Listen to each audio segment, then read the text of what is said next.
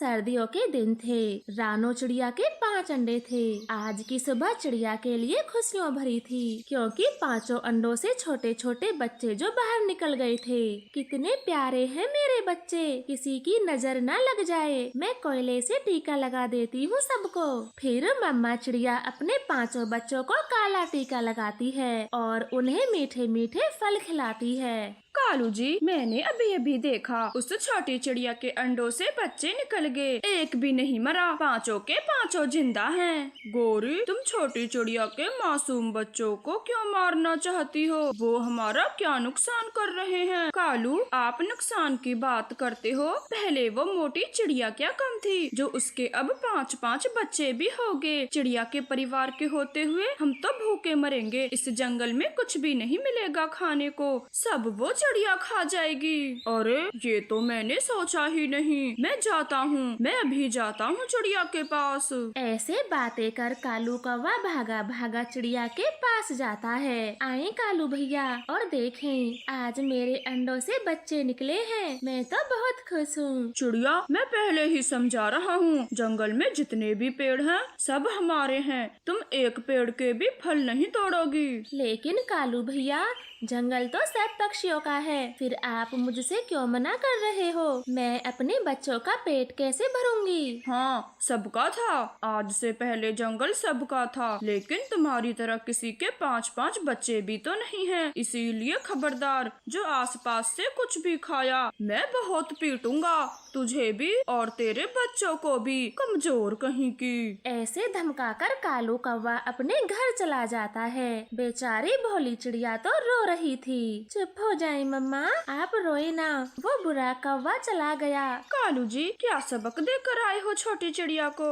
मैंने बोल दिया, अगर आसपास से कुछ भी खाया तो बहुत मारूंगा। कमजोर चिड़िया रोने लगी, डर गई मुझसे।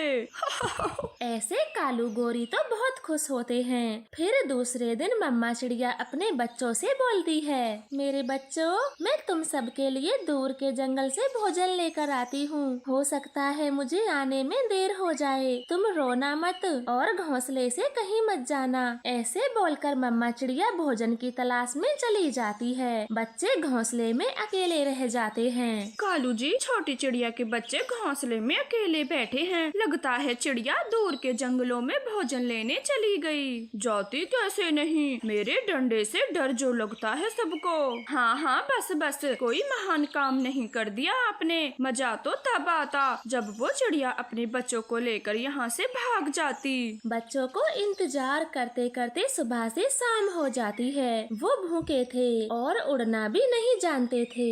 भैया, उस पेड़ पर कितने फल लगे हैं, हम यहीं से खा लेते, मम्मा को दूर जाने की क्या जरूरत थी? छोटे, तूने सुना नहीं, कल वो बुरा कौवा क्या बोल कर गया था? अगर मम्मा ने इन पेड़ों से फल तोड़े तो वो पिटाई लगा देगा, इसीलिए माँ दूर से भोजन लेने गई है। ऐसे बच्चे बहुत उदास थे, मगर मम्मा चिड़िया क्या करती, उसे बुरे कौवे से बहुत डर लगता था और उसकी बात माननी पड़ती है। अब वो हर दिन काफी देर अपने बच्चों से दूर रहती। समय बीत रहा था। कालू, मुझे बिल्कुल भी नहीं पसंद। इस चिड़िया के बच्चे दिन भर कितना ची करते हैं, चैन से मुझे सोने भी नहीं देते।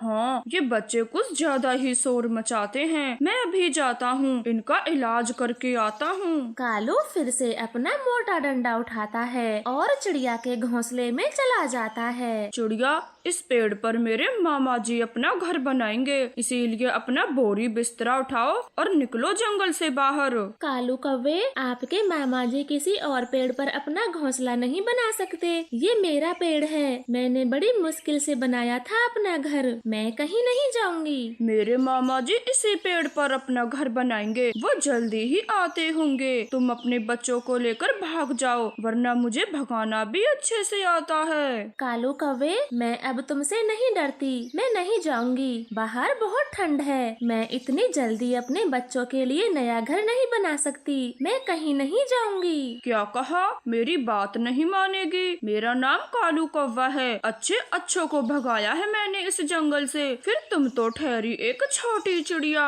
ये बोलकर कालू कौवा चिड़िया के बच्चों को लाठी से पीटने लगता है। कालू कौवे बस, मेरे बच्चों को और न मारें। मैं चली जाऊंगी यहाँ से, मेरे बच्चों को पीटना बंद करें।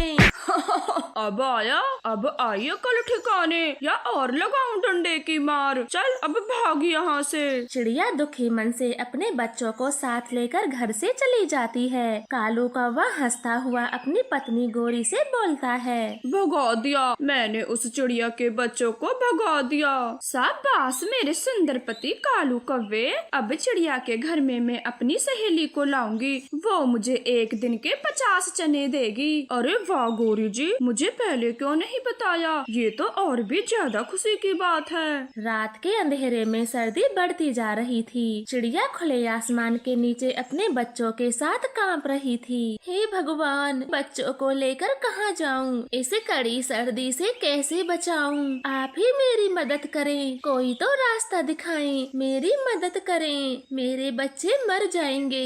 चिड़िया इस तरह से अपने बच्चों के साथ ठंड में कांप रही थी और बार बार भगवान को याद कर रही थी। तभी वहाँ पर एक जादुई परी आती है। वो उनके लिए सबसे पहले पत्तों का गरम घर बनाती है।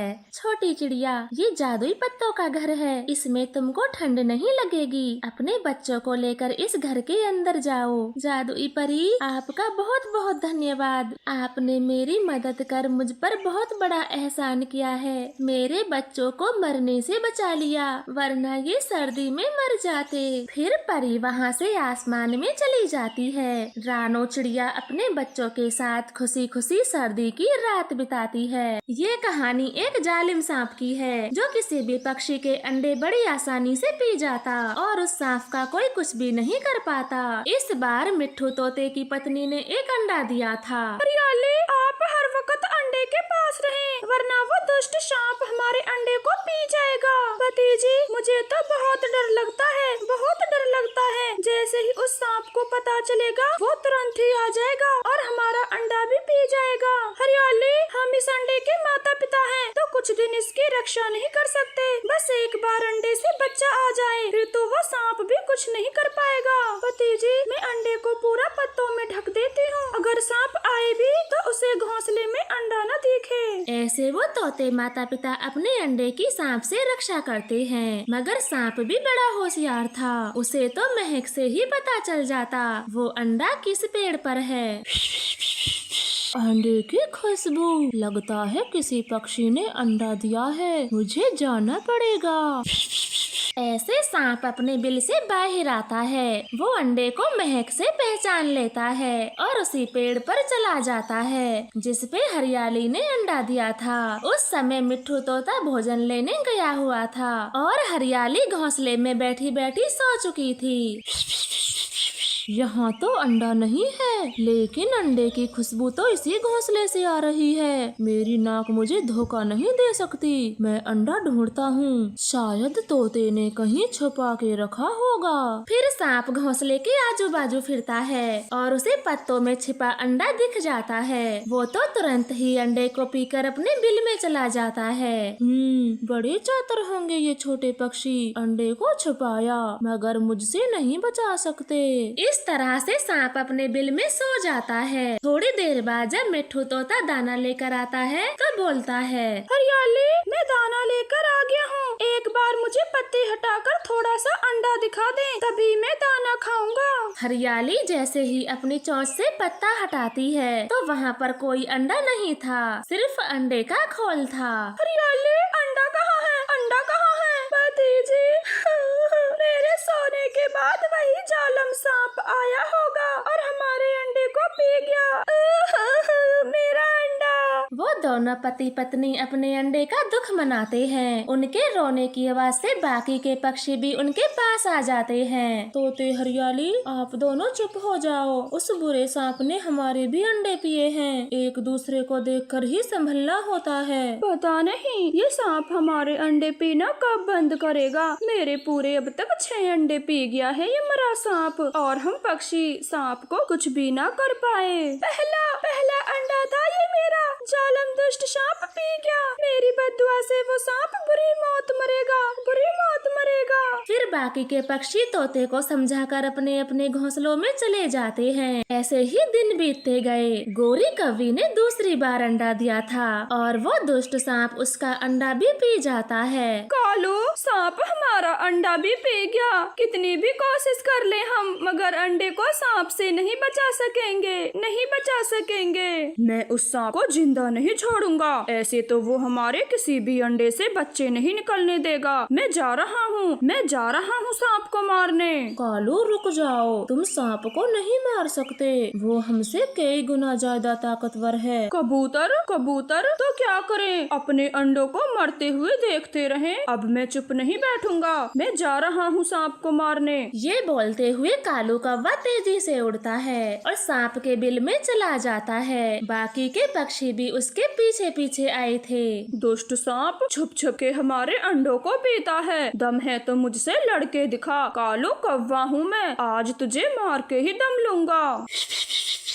तू मुझे मारेगा? दिमाग तो ठीक है ना, जो खुद मौत के बिल में आ गया। मुझे बस अंडे पीना पसंद है, पक्षियों को खाना नहीं चाहता मैं। भाग जा यहाँ से। दुष्ट सांप, तू अपने आप को ज्यादा शक्तिशाली समझता है, तो मेरा मुकाबला करके दिखा। कालू तो गुस्से में था। वो बार बार सांप पर अपनी चोंच से प्रहार करता है, मगर सांप हर बार बच निकलता। फिर सांप एकदम से कालू कौवे को डस लेता है और अपने बिल में चला जाता है। हाय दुष्ट सांप मेरे पति को मार गया, खा गया मेरे पति को। मैं कुछ ना कर सकी, पहले मेरे अंडे को पी गया और अब मेरे पति को मार दिया। देख लिया आप सबने, यहाँ पे सभी मौजूद पक्षियों ने सांप से लड़ाई करने का अंजाम क्या होगा। वो हमसे कई गुना ज्यादा ताकतवर है, ताकत के साथ साथ जहरीला भी है वो। अब दोबारा से कोई भी कालू जैसी गलती ना करना, वरना अपनी जान गंवानी पड़ जाएगी। फिर सभी पक्षी चुपचाप अपने घोंसलों को चले जाते हैं। बेचारी गोरी तो अकेली घोंसले में बैठी हुई थी, क्योंकि उसका पति कालू कौवे को सांप ने मार दिया था। ऐसे ही थोड़ा समय और गुजर जाता है। फिर एक दिन वहाँ पर छोटी चिड़िया रहने आती है। हाँ, मेरे अंडे देने का समय हो गया, मैं इसी पेड़ पर अपना घोंसला बना लेती हूँ। ये पेड़ काफी मजबूत है। फिर छोटी चिड़िया मजबूत घने पेड़ पर अपना घोंसला बनाती है और 2 अंडे दे देती है। जब वो चिड़िया पानी पीने के लिए घोंसले को छोड़कर जाती है, तो वो सांप चिड़िया के अंडे भी पी जाता है। चिड़िया सांप को देख लेती है। दुष्ट,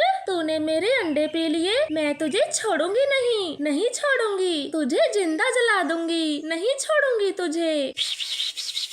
छोटी चिड़िया, तेरे अंडे तो बहुत स्वादिष्ट थे, जल्दी जल्दी और अंडे दो, मैं उन्हें भी पीने आऊंगा। अब जा रहा हूँ चैन की नींद सोने, तंग ना करना। ये बोलते हुए सांप वहाँ से चला जाता है। चिड़िया तो अंदर से आग बबूला हो रही थी। तभी गोरी कौवी उसके पास आती है। चिड़िया बहन, गुस्सा करना छोड़ दें। आप सांप का कुछ भी नहीं बिगाड़ सकती, वो ऐसे ही सबके अंडे पी जाता है। मेरा तो अंडा भी पी गया और मेरे पति को भी मार दिया इस दुष्ट सांप ने। इस दुष्ट सांप ने एक माँ के बच्चों को छीना है, मैं इसे इसकी सजा देकर ही रहूंगी। मैं जा रही हूँ। ये बोलकर छोटी चिड़िया बहुत तेज उड़ती है। वो सीधा इंसानों की बस्ती में जाती है। तभी चिड़िया की नजर किसान की पत्नी के कंगन पर जाती है। चिड़िया झट से उसे अपनी चोंच में लेकर भाग जाती है। किसान पति पत्नी चिड़िया का पीछा करते हैं। चिड़िया तो आगे आगे उड़े जा रही थी और वो कंगन सांप के बिल में फेंक देती है और वहाँ से दूर बैठ जाती है। किसान लाठी से सांप को मार देता है और अपने सोने का कंगन लेकर वहाँ से चला जाता है। चिड़िया तो बहुत खुश थी। अरे वाह वाह चिड़िया बहन, आपने तो कर दिखाया, आपने जालम सांप को मार दिया। अब ये दुष्ट कभी भी हमारे अंडे नहीं पी सकता। हाँ दोस्तों, ये सांप भले ही हमसे ज्यादा ताकतवर था, लेकिन मैंने अपनी बुद्धि का प्रयोग किया और देखो सांप को कैसे मार दिया। सब पक्षी बहुत खुश थे और छोटी चिड़िया के शुक्रगुजार भी थे, क्योंकि छोटी चिड़िया ने अपनी बुद्धि के प्रयोग से जहरीले सांप को मार दिया था। आज रानो चिड़िया की जिंदगी का सबसे दर्द भरा दिन था। उसका पति टुन्नो चिड़ा जो मर गया था, घोंसले में उसकी नन्ही नन्ही बच्चियां रो रही थीं। चिड़िया संभालो अपने आप को, भगवान ने यही लिखा है तुम्हारे जीवन में। गोरी बहन, ये क्या हो गया? अभी तो ये बच्चियां नन्ही नन्ही सी हैं और इनके पिता का साया इनके ऊपर से उठ गया। अब क्या होगा? कबूतर चलो अब टन्नू को ले चले, वरना चिड़िया ऐसे ही रोती रहेगी। फिर वो सभी मिलकर टुन्नू को नदी में बहा आते हैं। रानो तो जिंदा लाश बन के एक कोने में पड़ी हुई थी। वो ये सदमा बर्दाश्त नहीं कर पा रही थी। वो तो नदी में कूदकर मर जाना चाहती थी। तभी उसके पड़ोसी उसे देख लेते हैं। चिड़िया बहन, ये आप क्या कर रही हो? इस जिंदगी में दुख सुख तो सबके साथ हैं, ऐसे जिंदगी तो नहीं छोड़ सकते, हमें जीना पड़ता है। हाँ रानो, और अपनी बच्चियों की तरफ देखें, पिता का प्यार तो वो नहीं पा सकेंगी। अब आप उन्हें माँ का प्यार भी नहीं देना चाहती, जो इस तरह से मरने आ गयी। बेचारी तुम्हारी बेटियों का क्या होगा? तुमने सोचा भी है कभी? आज आप सब मुझे माफ कर दें। मैं ये क्या करने जा रही थी? अपनी बेटियों को इतना दुख नहीं दूंगी। ऐसे बोलकर रानो चिड़िया घर आकर अपनी दोनों बेटियों को गले से लगा लेती है। इसी तरह से थोड़ा समय गुजर जाता है।